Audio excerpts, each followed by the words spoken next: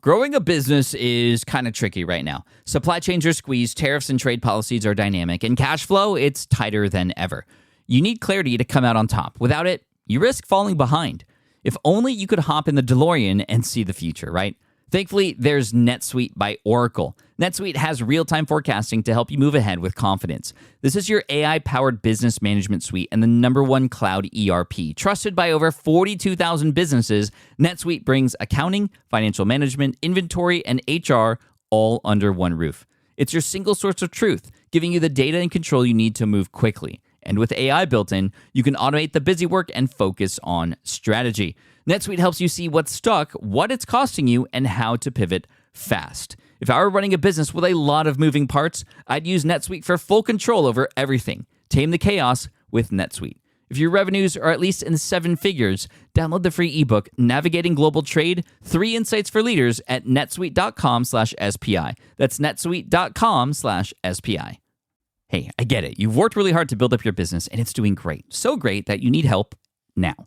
The most important thing for your business is to hire the right people to support it. So how can you find amazing candidates quickly? Easy. Just use Indeed. When it comes to hiring, Indeed is all you need. Stop struggling to get your job post seen on other job sites. Indeed Sponsored Jobs helps you stand out and hire fast. And with Sponsored Jobs, your post jumps to the top of the page for your relevant candidates, so you can reach the people you want faster. And it makes a huge difference. According to Indeed data, Sponsored Jobs posted directly on Indeed have 45% more applicants than non-sponsored jobs. And it's one of the largest databases of job seekers, too, giving business owners access to a wide range of candidates. And one of the things I love most about Indeed is the job alerts feature. I get notified when new candidates apply. There's no need to wait any longer. Speed up your hiring right now with Indeed. And listeners of this show will get $75 sponsored job credit to get your jobs more visibility at Indeed.com/smartpassive. Just go to Indeed.com/smartpassive right now and support our show by saying you heard about Indeed on this podcast. Indeed.com/smartpassive. Terms and conditions apply. Hiring Indeed is all you need.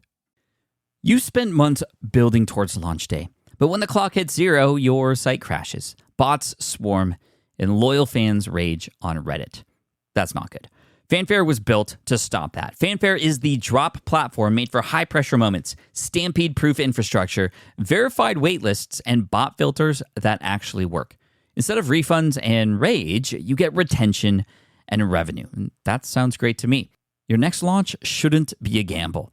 Get Fanfare's 5-step hype drop playbook and learn how to bulletproof your drop at fanfare.io/playbook. Again, that's fanfare.io/playbook.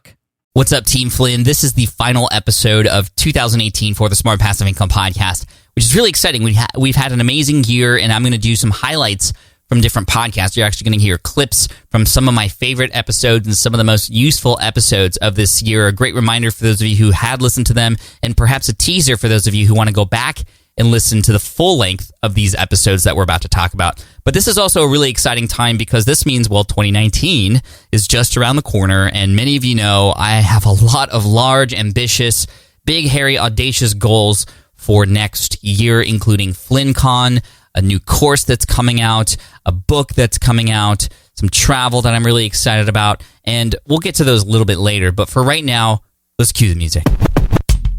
Welcome to the Smart Passive Income Podcast, where it's all about working hard now so you can sit back and reap the benefits later. And now your host. He usually plays the ukulele instead of the guitar because it's more his size. Pat Flynn.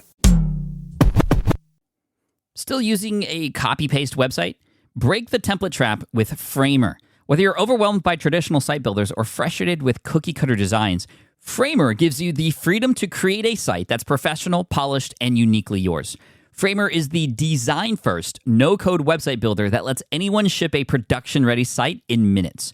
It's free to start, allowing you to browse hundreds of pixel-perfect templates or even design something on your own on a totally blank canvas. Add bold animations like appear effects, text effects, parallax scrolling, scroll animations, looping animations, and much more in seconds. The built-in AI handles the heavy lifting, generating starter layouts, and can even translate your entire site to any language. Ready to build a site that looks hand-coded without hiring a developer? Launch your site for free at framer.com and use code SPI to get your first month of pro on the house. That's framer.com, promo code SPI. Framer.com, promo code SPI. Rules and restrictions may apply. With running your own business, legal questions always come with the territory. Like, can I use this contract or agreement? What do I do if a client doesn't pay? Am I even structured the right way for taxes? Instead of Googling your way through legal landmines, imagine having a law firm ready to address your business's legal needs without the sticker shock. That's what you get with Legal Shield's small business plans. Legal Shield helps entrepreneurs access real legal help on contract reviews, collection letters, business formation guidance, and even help navigating IRS audits.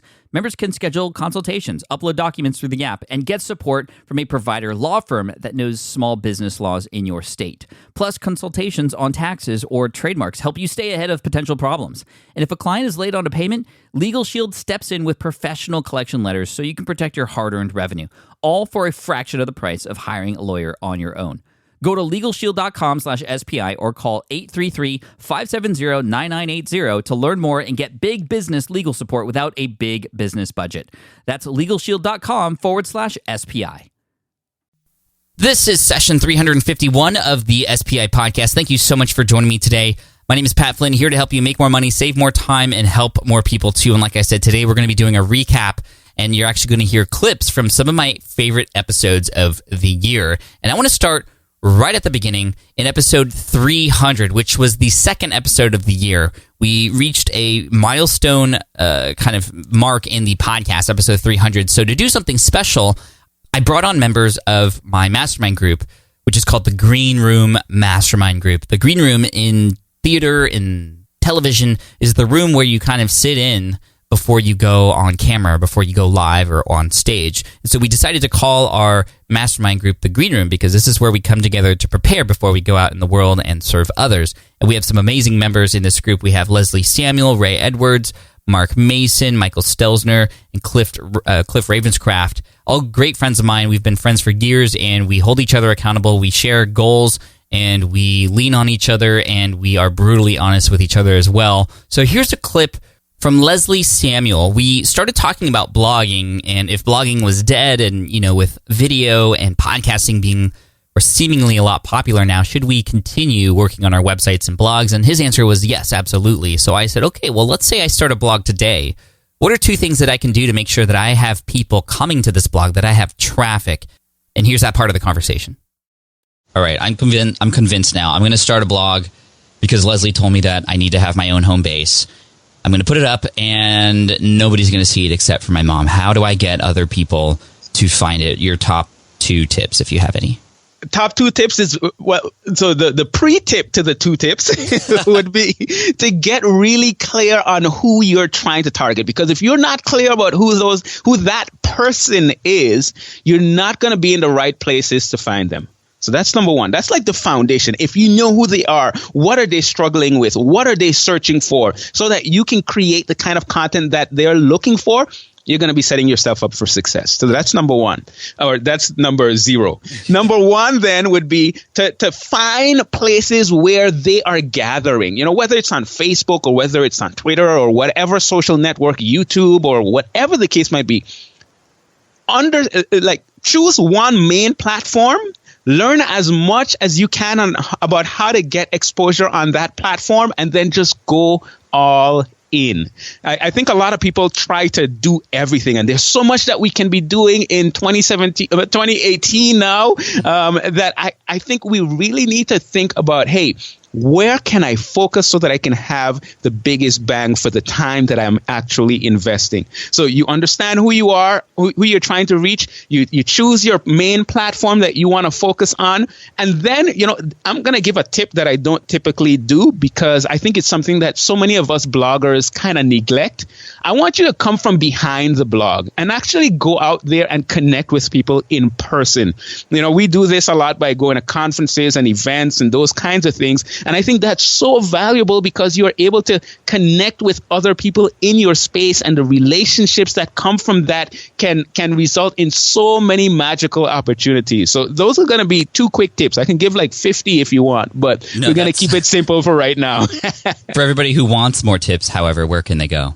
Oh, they can go to becomeablogger.com. That's where I share all things blogging. All right, so again, I highly recommend you listen to episode 300 because just some amazing knowledge from amazing people who I'm just very thankful that I have a chance to chat with every single week. Now, next up, we have episode 303, where I invited Mark and Roman, who Mark was a loan signing agent who was just getting started in the online space. His buddy Roman was, without even Mark's knowledge, following my validation process. He had read my book and he had gone through all the steps. There's a funny story in there about how Mark and I actually met because I actually brought Mark into my office to sign papers for a house that we purchased, my wife and I, as an investment property. Mark saw some thank you notes on my wall and was like, "What do you do?" And I started to tell him the story. He's like, "Oh my gosh, my partner Roman follows your stuff." And then we sat down for coffee. I learned about their story. I needed to invite them on the show because Mark took his knowledge about becoming a loan signing agent, and he now teaches other people how to do that. And in this clip that you're about to hear, you're going to hear Mark describe what it was like to host his first webinar. Roman kind of set that up. Mark came on to teach, and he was talking about how surprised he was to get just a little bit of registration and some dollars coming from a small webinar, which then blew up, and now they have just an incredible business. And at the time of this recording, when it came out in episode 303, which was in January, they were making over $30,000 a month. So this really brings into perspective what those first steps are like. And you'll see that, well, the dollar amount was very small, but it always starts with just that first success, which can then blow up to much bigger success later. So here's Mark talking about his first webinar. You see these sales come in, like, tell me what's going through your head. Yeah, well, everything Roman told you about the validating, I literally had no idea what's going on. He sits me in front of the back. He says, "We have 100-something registrants. You're going to just do what you did with me." And so everything talked about that point, I was just kind of lost. And that's what I was telling you when we met for coffee. Like, I had no idea Roman was following everything you did book step by step, which is just so funny about how small this world is. But I was blown away that we had 15 people show up. And then I was blown away. We had 4 purchases. And at that moment, I said, "Roman, we are onto something." I mean, we did $600 in about 3 hours. That's how long the webinar was when we first started. And I said, "When's the next webinar?" Yeah, that was nice. after I said, literally my next question, "When's the next webinar?" Right. And then I believe we fired up another Facebook ad. And then now at this point, once I realized that there was a business, I then went all in onto the online world, and I'm maybe a year deep into this amazing new world that you're a very big part of, and so I now understand what Roman's saying about validating. So right when we had that, then we started getting into, we started A/B testing Facebook slides, ads, and kind of the rest is history. Man, I just love the energy that Mark always brings to the table, and I've been able to see him more often now. We live in San Diego together, but he's also been attending the monthly San Diego Entrepreneurs Group meetup that a few entrepreneurs and I kind of set up here in San Diego. It happens on the first Wednesday of every month, unless there's like a holiday or something, and that's at the WeWork in downtown. And so it's open to everybody. Mark comes in, he always has some amazing things to say, and I haven't seen Roman in a while. I know he's doing well too, and obviously their business is crushing it right now. So well done, guys, and if you want to continue listening to that episode, that's episode 303. Now, next up, I want to talk about episode 308. This was published in March, right after I started getting really serious with YouTube. And this guest who was in this particular episode was by far one of the most helpful guests that we've had in the area of YouTube. We've had many guests, and they're all fantastic. But Sunny Lenarduzzi, who has an amazing channel and who has been just so gracious to me in helping kind of push my podcasting stuff out to her audience, I want to make sure that you check out her YouTube channel. And in the clip that you're about to hear in episode 308, she talks about some tips for those of you who are getting into YouTube. And this was definitely an episode that I was using to help myself, but also help everybody listening too. She talks about some specific strategies that you can use to make sure that you're getting the most bang for your buck. Because producing videos does take a lot of time, but we want to make sure that we maximize our efforts there and optimize the strategies so that more people find our videos. So here she is. Like I said, no one cares about you on YouTube until you give them a reason to care. You want to get into your content as quickly as possible. A huge mistake that a lot of new YouTubers make or entrepreneurs make on YouTube is they give the why of why people need to be paying attention to the content. But if people are searching for an answer or a solution, they already know the why generally. They know why they need it. They just want to know how to do it and what they need to do. So it's kind of skipping over the why of it and getting right into the steps and having a very short intro, getting to the steps and then having calls to action at the end. So that's what I call my hot script formula, and it stands for hook, outcome, testimonial. So at the very beginning saying, today I'm going to teach you how to get more views on YouTube. You're going to learn exactly step by step the 7 steps that you need to rank your videos number 1 in YouTube. And then I've taught this to thousands of entrepreneurs, and I can give a customer testimonial to prove my credibility and then get right into the steps. I love it. Makes it simple. I think the hook is super important. That's the one thing I've learned about this YouTube space that I'm trying to carry over into podcasting too. And that's, how can we get people to continue or to just know in the beginning that they're going to stick around the whole time? That's like in podcasting, it's not as important, although obviously it's important everywhere. But in podcasting, you have a little bit more time to convince a person that, yes, I'm going to put this device in my pocket and continue listening. But on YouTube, I can see literally in a lot of my older videos, just after 12, 15 seconds, it's like they just drop off because I haven't gained their interest yet. Totally. And I've been trying to work on that too. And this thing of let's keep people on here and more engagement, which means, you need stuff that's happening visually versus just like a talking head the whole time. All this stuff is all new to me, and it's a fun challenge, but it's not super easy to figure out. No, there's so many elements to it. I continue to learn on a daily basis about it. And it's such a fascinating platform to me. And there's so many elements to keeping people engaged. And I think what you mentioned is so important on YouTube, and people need to understand that it's one of the most important metrics to actually seeing success on the platform is that retention factor. People need to be watching your entire video in order for that video to actually get ranked, because YouTube and Google see it as obviously a quality piece of content and people are watching the entire thing. And then watch time on your channel as well is massive. It's a huge analytic that Google and YouTube pay attention to, which means you want people binge watching your content. So you kind of want all of your content to link back to each other. I call it the spiderweb strategy of linking each video to another video and having them be related to each other so that people stay on your content and your channel for a long time. Now, I know Sunny listens to the show. Sunny, you're amazing. Thank you so much. And I'll highly recommend you check out her channel on YouTube, and we'll have obviously all the links and resources mentioned in this particular episode, which is there's going to be a bunch, because we're going to link to all the previous episodes that we've recorded that we're talking about and highlighting, and also all the links that we mention and the people that we are featuring here. Speaking of amazing people, I want to talk about Whitney Johnson. She was somebody who I just met through a connection with Richie Norton, who's a good friend of mine. And Whitney is amazing. She's an author, and she's a leading thinker on corporate innovation. And she talks about this thing called personal disruption. And she came on the show to talk about how to disrupt yourself, essentially. And in this particular segment that you're about to hear, we talk about the pattern that we often go through, that I've gone through myself, that maybe you've gone through, which is when you start something new, you get really excited about it, but then all of a sudden you just start to lose energy for it, whether it be because you find something new that's more exciting, or you just get bored of it, or perhaps you tackle a thing that's hard in that process and you just kind of want to give up. And we look for something new before we even give that thing a chance to succeed, to get a chance to a point where, to give it a chance to actually grow.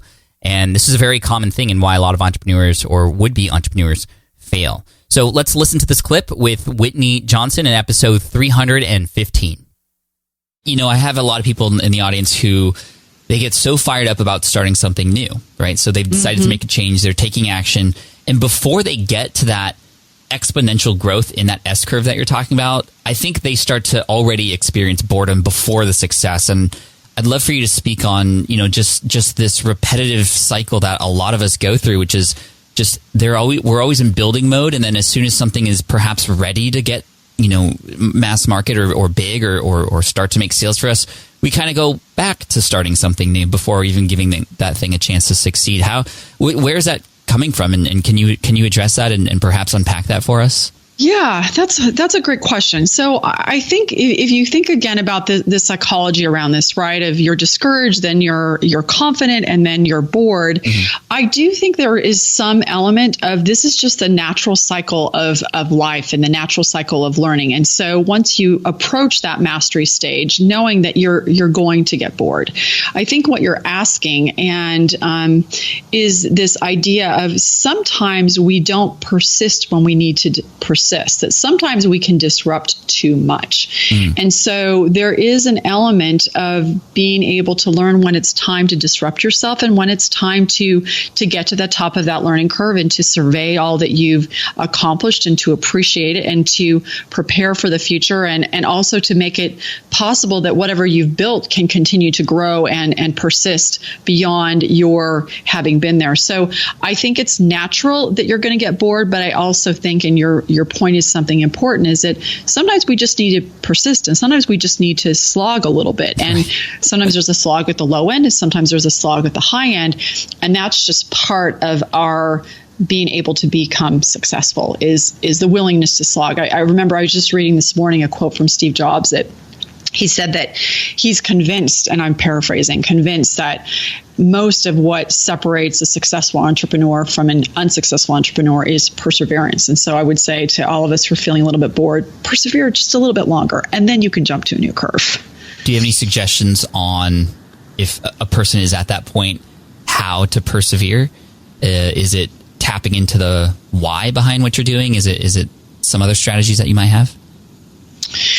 I would say two. One is, I think tapping into the why. You've just hit a really important thing of, okay, I'm doing this because this isn't just about me. I've just actually started doing the Headspace meditation, which is fantastic. I love Headspace. Oh, it is so great. I know I'm totally digressing, but it's really making a difference. It's making a huge difference for me. I gave this big speech yesterday and I meditated before and I felt like I was so much more into, focused on what I was saying and not having it be about me, but focused on the words and the people I was talking to. Anyway, the point being is that every time you do Headspace, not every time, but most of the time he's like, why are you doing this? Who are you doing this for?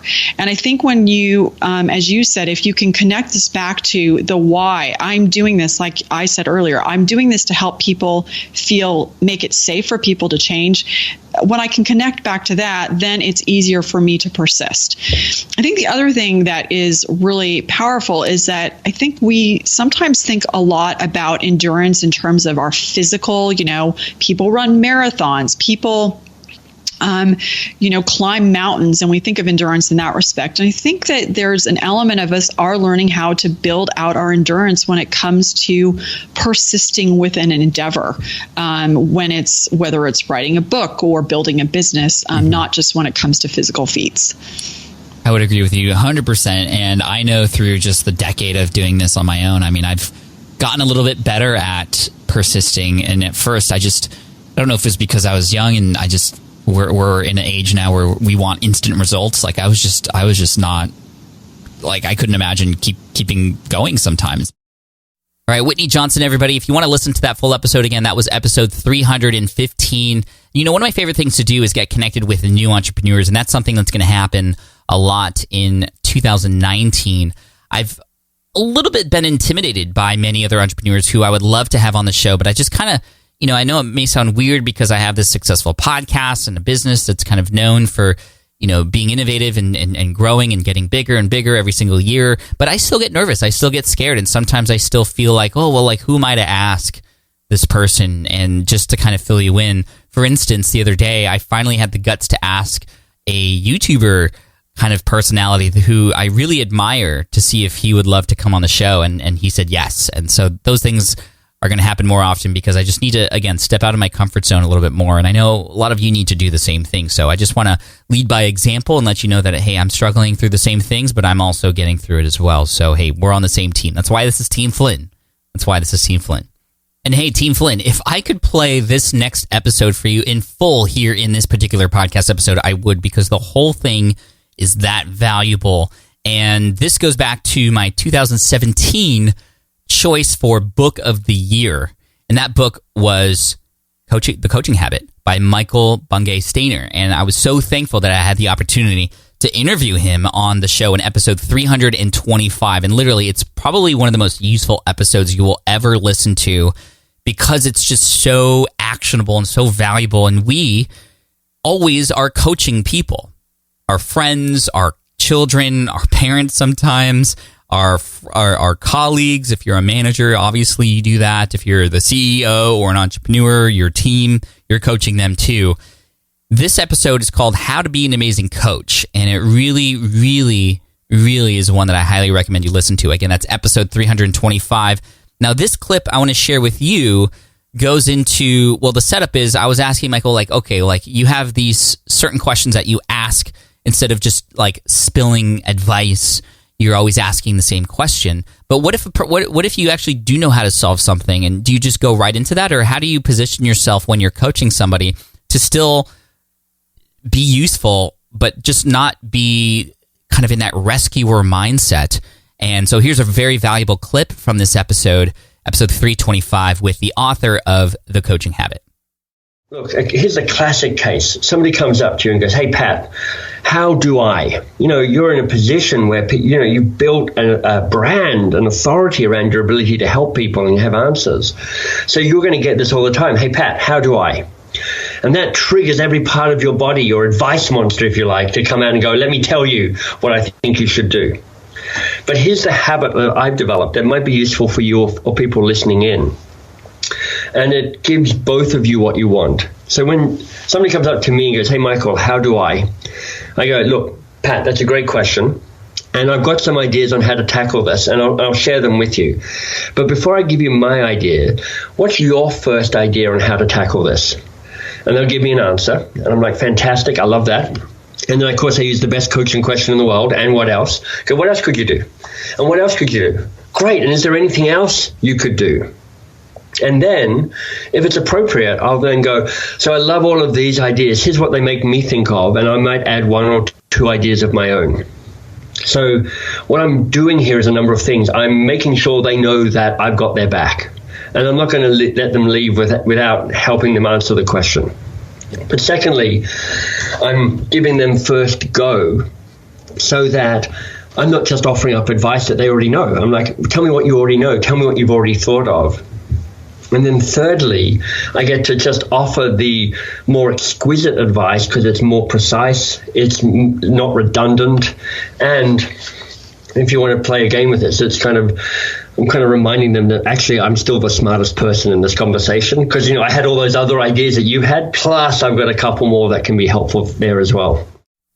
A fun fact about this particular episode is that it encouraged me to literally write down every single question in The Coaching Habit and have them on a note card right here. I don't know if you can hear that paper, but that is the list of questions that I use when I'm coaching my accelerator students, when I'm on a phone call with somebody and I want to learn more and see what I can do to help. It's even something that I reference in many mastermind calls are these questions from, again, the 2017 Business Book of the Year in my choice, and that is The Coaching Habit by Michael Bungay-Stainer. And he and I have developed the relationship now, and we are chatting on Twitter every once in a while. Just super cool and super helpful. I love the guy.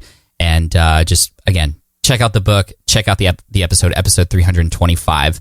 Now, in addition to that kind of coaching, a lot of times coaching is a mindset-related thing. And I wanted to highlight Dr. Shannon Irvin, who was featured in episode 331. She was a student of mine, and she's crushing it. But more than that, she's helping so many entrepreneurs break through into those next levels because, as she says, next level, next devil.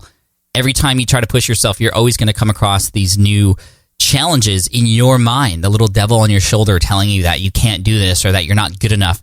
And the clip that I want to play for you is near the end of the episode where I literally go, hey, Shannon, I want to do a thought experiment with you, a little challenge for you. And I make up this scenario about something that would affect my mind, and I have her respond to that as if it were really happening. So this is episode 331, The Story You Tell Yourself. And here is the setup for that mind thought experiment. I'd love to do a little role-playing game with you. Love it. If that's okay. Yeah, absolutely.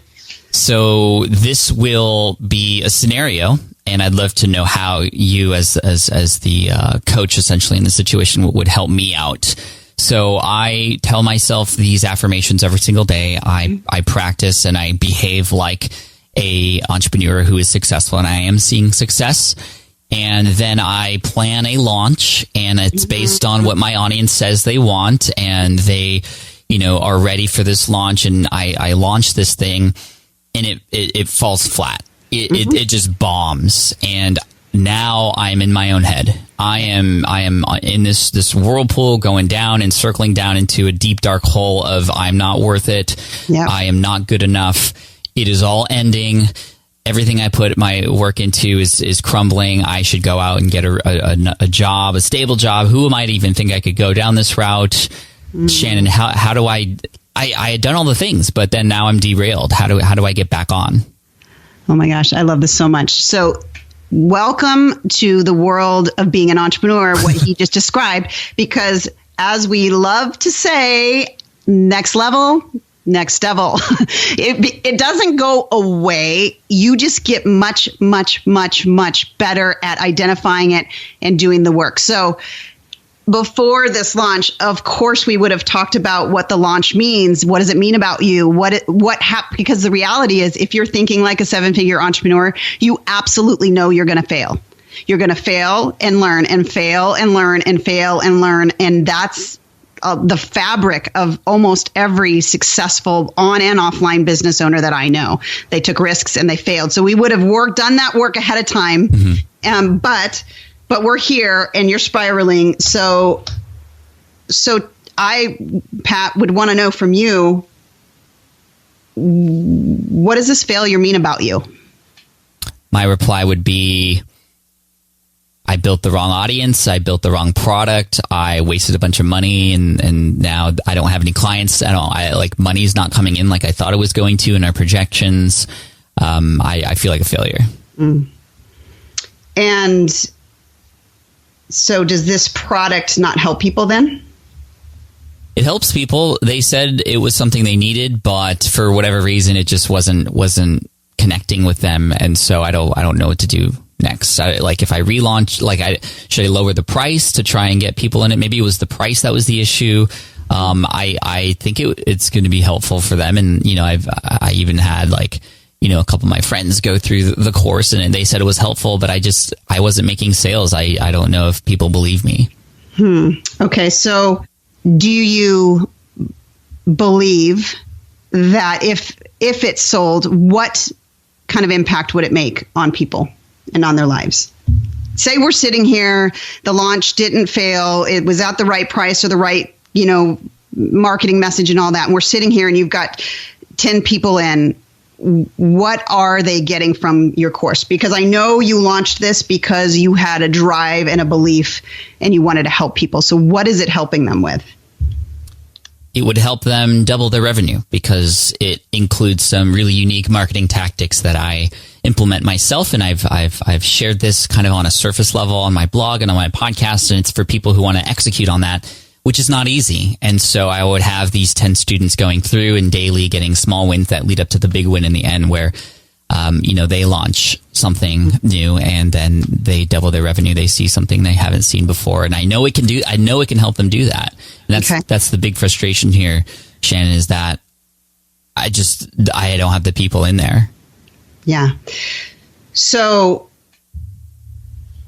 can you identify that your worth is connected right now to this being a success? Because you're feeling like you want to give up, that maybe it wasn't worth it. You spent all this money, you spent all this time. Do you see that there's a story there that this had to be successful to validate your worth in this? Yes, this failed, therefore I am a failure. Okay, so let's talk about that story, because you just told me something that contradicted that, which was, oh my gosh, I've done this in my own business. It's life-changing, and I've had a couple people do it, and they said it was amazing. Dr. Shannon Irvin, or as she forces me to call her, just Shannon.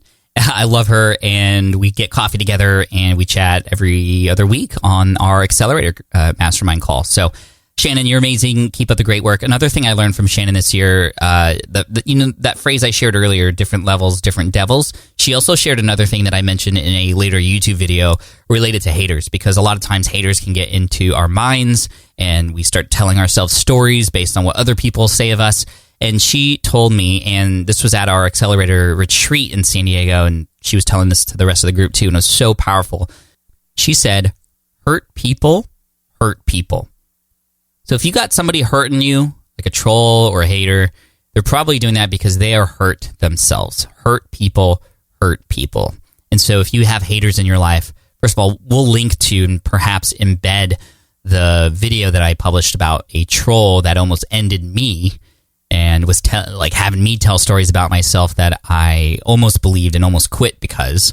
We'll link to that and embed it in the show notes for this episode. Again, this is episode 351, and one of the most popular videos that I've come out with recently. But anyway, hurt people, and thank you for that, Shannon, and everything else that you do. All right, next up, we're going to talk about episode 337. This was the most popular solo episode that I did during the year, and this was one titled "The Riches Are in the Niches." And I'm sorry for those of you who are living across the pond who pronounce it niches, but that doesn't rhyme as well. The riches are in the niches. The riches are in the niches. The advantages of being small. And not only was this the most downloaded solo episode of the year, but this was one that had the most response. And I actually asked many of you at the end of the show to hit me up on Twitter or Instagram to let me know that if it was helpful and if you were empowered by it. And many of you, I still get messages about that. And again, this is episode 337. So I wanted to play a clip, which was the second advantage that I share that you have if you are just starting out, if you are small in your space, because we have a ton of advantages being small. We're quick, we're nimble, but here's strategy number 2 or advantage number 2 from that episode. All right, number 2, the second advantage you have by being small, and this is a big one. You can better connect with the audience that you have. Because there aren't many people there yet, you have the ability to connect with a higher percentage of them. And by connect, I mean literally have conversations with them, reply to their emails, reply to every single comment, reply to every single tweet or Instagram message, and even send your own direct messages to them to thank them, to ask them questions, to survey them, and what have you. You can do that. I cannot do that at this point. I get 500 emails a day. And it's overwhelming. I get that many social media tags every day as well. I couldn't possibly do this. This is your advantage against the big players, especially big brand names where you become known as the person and people would much rather gravitate toward you because they know you and you've interacted with them versus, faceless brand here. A good example of this is when I started helping people in the architecture industry, which was my start in online business and entrepreneurship in general with my site, greenexamacademy.com. Everything was going really well. For a while, I was selling my ebook and a study guide, which then later turned into an audio guide as well. And I was making a low 5-figure amount every single month. And then a giant ball just landed on me and crushed me. And this was the United States Green Building Council, which is the organization that actually wrote the exam that I was creating a study guide for. They came out with their own study guides, and I thought I was crushed. I mean, why would people buy a study guide from me? I didn't even get a perfect score on the exam. I'm just, I was just a 24, 25-year-old guy who was just trying to make things work and was just studying for this exam and sharing my notes. Why would people buy an exam guide and some practice exam questions from me versus the actual organization that creates the exams and the questions itself? I thought I was done for. That month that they came out with that guide was my record month. I'd sold more guides than ever, and I actually reached out to my audience and I had surveyed them afterwards because I just wanted to understand more about why they bought from me and not them. And the reasons were because they got to know me, because I did interact with them, because I had answered their questions in forums, because they saw my picture on my website. They much rather would buy from me, and they trusted me as somebody who was just like them in their shoes. And likely the target audience that you have is just a couple steps behind where you are in this journey that you're helping them through. They're gonna better relate to you, and so you have that advantage over the big brands that are out there for sure. And going back to what I said earlier about forums and DMs, direct messages, you can leverage those so well when you're just starting out. I would challenge you is if you're just starting out, you should try to get to know the names of at least 25 people. Get to know them, understand who they are and what their problems are, what their day is like. You should try to get to know 25 people in your audience, at least at the start, and just kind of learn about them and get to know them and understand their psyche. This will give you so much good intel for how you can give back to them and obviously sell later on if you aren't already. So use that small size of yours to your advantage. You have yet to get bombarded with 500 emails a day. So use your time wisely now. All right, and again, that was episode 337. If you want to listen to the rest of that, and again, the most popular solo episode of the year, which was published in September, it's just a half-hour show, but very powerful. Again, episode 337. All right, next up, I often invite a lot of authors on. You've already heard Michael Bungay-Stainer, but a lot of times I love to feature friends who have books coming out, not just because I'm going to do them a favor, but also because they have amazing knowledge to share, and I want to help them out and get that knowledge in front of more people.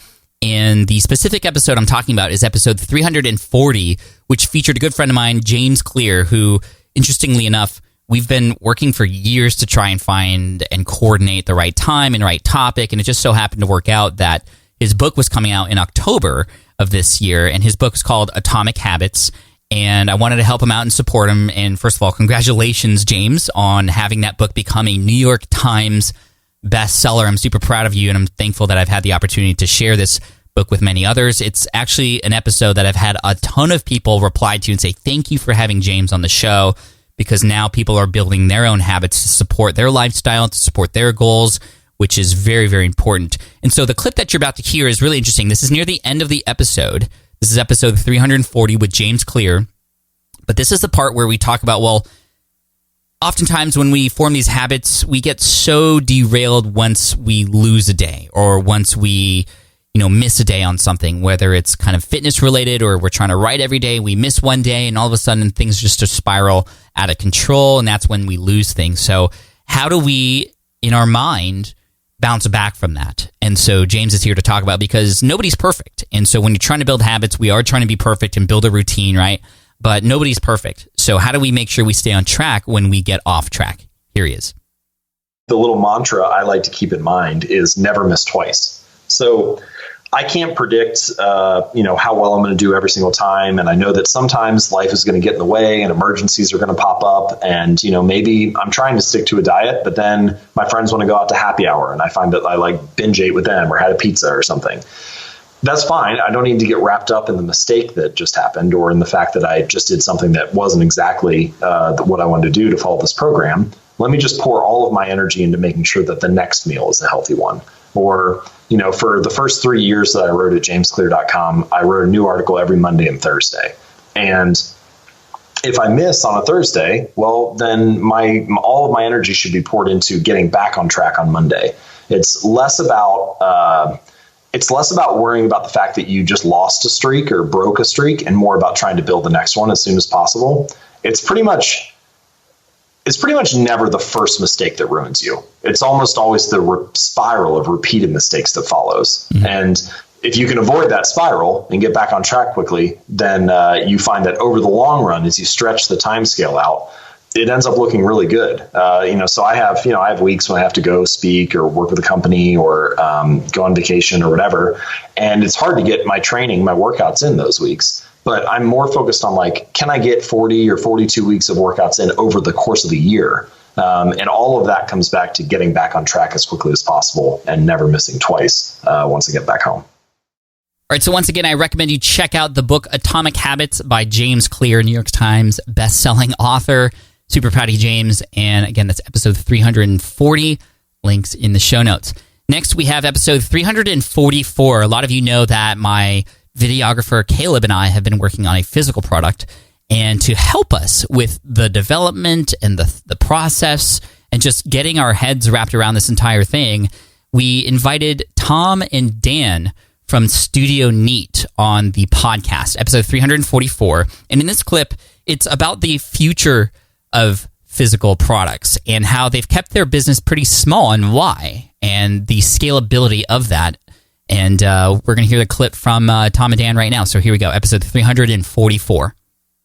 Yeah, I mean, just like behind the curtain, I'm sitting in my home office. So is Dan. We both made choices to not have a space. We wanted to work from home to be close to our kids and not have like the overhead and all that stuff. Mm-hmm. But also, that doesn't mean that we don't want to grow revenue wise. Like the really amazing thing about the way we set up our company is we could sell 10 times as much product next year and literally nothing would change.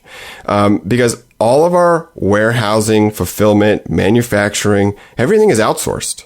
So when an order comes into our website, it goes straight to one of our warehouses. We have one in LA, one in the UK, and then it gets shipped out to the customer the next day. And so that could happen at a way faster rate and doesn't really change us at all. And so we are really optimizing to outsource stuff and keep it really simple and keep it focused what we're on. And I think we're actually in a really good position for the future, because I think the future for physical products is all about niche. It's going to be, like you said, you can be a small team and reach so many people. You can build this really niche product, like for vloggers. You could reach all the vloggers in the world pretty easily. And that's a huge, big market. And it's like, you could be one person to reach all of the people. So, for us, it feels like we're set up for the future, because all the things that are hard right now are going to get easier. So manufacturing is going to get easier. Logistics are going to get easier. Outreach, like advertising, is all going to get easier. And if we keep on our toes and keep leveraging technology to really kind of extend ourselves, I feel like we can grow from a revenue point of view. There's like no limit really. So it feels good. I mean, it feels like we're in the right spot. And I would encourage anyone who's interested in that. I mean, just keep it slow and don't, there's another way to do it. And if you haven't read Rework by like 37 Signals, Jason Fried, check out that book. That's been really helpful to us. Yeah. And just knowing that, the stories you hear about how businesses are run is not the only way. You can do it your own way.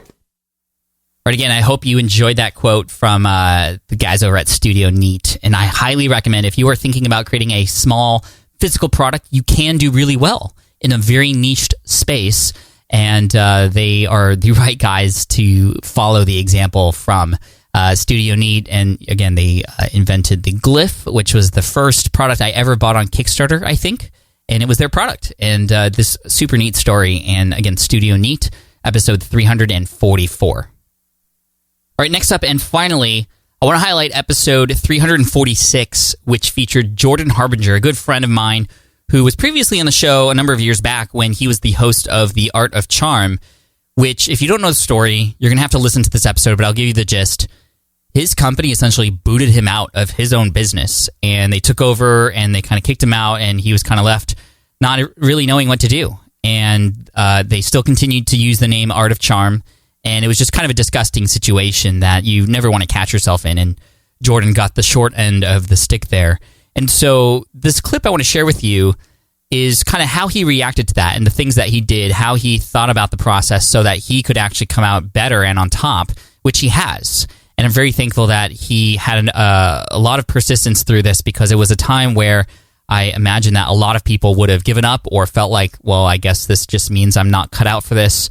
And especially when your own people kick you out, it's kind of bad. But also, big benefit of him having The Art of Charm initially and being the host of that show was that people followed the show for him, who are now following him at the Jordan Harbinger show, which I'll recommend you subscribe to. But I definitely recommend you listen to this episode. It's a very open and honest and authentic and very scary episode to know that he gone through this process. So here is Jordan from episode 346. Just a little snippet teaser for you. Here we go.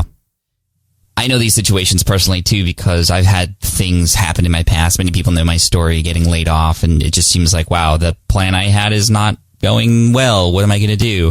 But you were able to make something happen out of it, and so those times become blessings in disguise. But you don't really see it often when you're in the situation. So how did you know where to go or what the plan was? Or did you just kind of go, you know what, I'm just gonna see what happens? And then how are you able to steer the ship now into an even better direction? So the first thing was to realize that I had a lot of people on my side. And so what I did really was I absolutely made a bunch of phone calls like you were part of that. I made a bunch of those calls and got a bunch of advice and let everybody know what was going on. And I asked for a lot of help. And that help was highly valuable because I'd been sort of banking social capital and referral currency or reputation currency, whatever you want to call it, for quite a while. What that really meant for me was I spent 11, 12 years meeting people, helping people out with things, not asking for anything in return. There's a book from Harvey Mackay called Dig the Well Before You're Thirsty. And that's exactly what I was doing, was just trying to figure out who I could introduce to someone else or figure out how I could have people that I know help each other. And that was novel at the time that I was doing it. And I remember teaching, one of the reasons I did it was because I was teaching a lot of networking skills and talking about it, things like that here and there to students and things like that in my old law school. And I thought it was good to practice what you preach. But nobody who's digging the well, and one of the reasons that entrepreneurs put this off is they think, oh yeah, dig the well before you're thirsty. I've heard that. But nobody really thinks I'm going to be thirsty in 10 years when this horrible thing happens that you can't plan for. Right. Mm-hmm. And so that was actually in many ways lucky that I ended up practicing what I had been preaching. So that over time built up so many people that were like, oh yeah, you helped me launch my book. Oh yeah, you gave me advice early on. Or, oh yeah, you introduced me to this person who I ended up hiring that ended up working out. Or there's all kinds of relationships like that I had helped create just by giving value first, ABG instead of ABC. So instead of always be closing ABC, it's ABG, always be giving or always be generous, and helping other people without the attachment of anything in return. All right, one more time, that was Jordan from episode 346, which just came out a couple weeks ago. And man, what an amazing lineup we've had all year. And I wish I could play clips from every episode because, all 51 episodes were fantastic. I want to thank you all for the support this year. And I cannot wait because I am getting really excited right now. It's just the beginning of December while I record this. I had to delay the recording of this a little bit because I was sick. Those of you who are following me on social media know that. And I thank you so much for all the kind words and the well wishes. I'm back to normal, which is why I'm recording this episode now. But I'm also getting really jazzed about what's coming next year. I've invited some amazing players on board to come on the podcast and share a lot of various insights and stories and tips for you, so that you can build a successful business of your own as well. And big ups to everybody who has left a review on the show this year, and everybody who's listening as well to Ask Pat. I want to thank you so much for all the support with that. And literally, just I'm so thankful for 2018, and I know that 2019 is going to be even more of a hit thanks to the encouragement and the inspiration from many of you. And I want to encourage you to keep going and move into 2019 with full force, with full commitment to succeed and to level up and to do all the amazing things. And for those of you who are going to be coming to San Diego in July 26th to 28th, I am looking forward to seeing you there. If you haven't gotten your ticket yet, now would be the time. I don't even know if it's perhaps already sold out by the time you listen to this, but hey, FlynnCon1.com is exactly where you want to go, FlynnCon1.com. And one more time, just thank you so much for all the support. Love you, and we'll see you in 2019. Cheers. Thanks for listening to the Smart Passive Income Podcast at www.smartpassiveincome.com.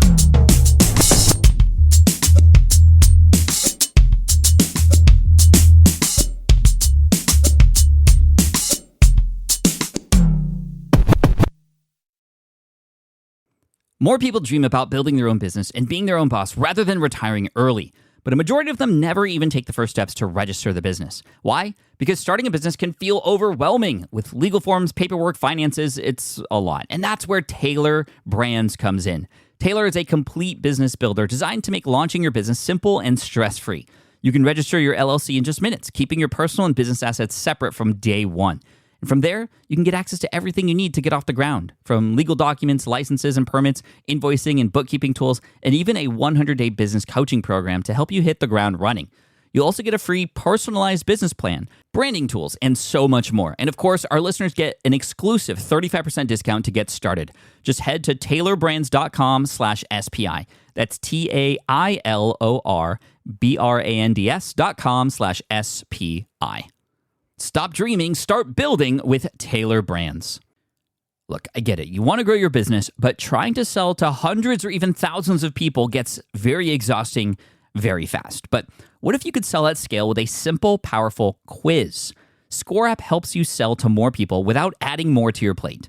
You build a quiz or assessment that your audience actually wants to take. Then they answer a few quick questions and get a personalized result right away. It shows them where they're at and what they need to do next and how you can help.